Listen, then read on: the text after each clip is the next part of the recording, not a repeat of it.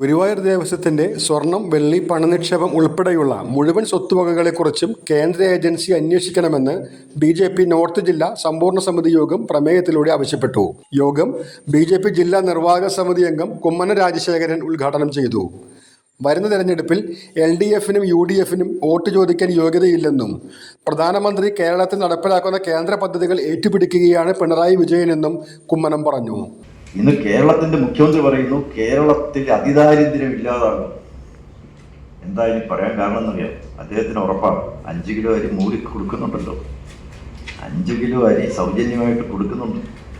അതുകൊണ്ട് പാവങ്ങൾ അത് കിട്ടുന്നുണ്ടെന്ന് അദ്ദേഹത്തിന് നല്ല ഉറപ്പാണ്. അതുകൊണ്ടാണ്, അതിന്റെ ബലത്തിലാണ് പറയുന്നത് കേരളത്തിൽ ഇനി അതിദാരിദ്ര്യരുണ്ടാവില്ല, ദരിദ്രരുണ്ടാവില്ല.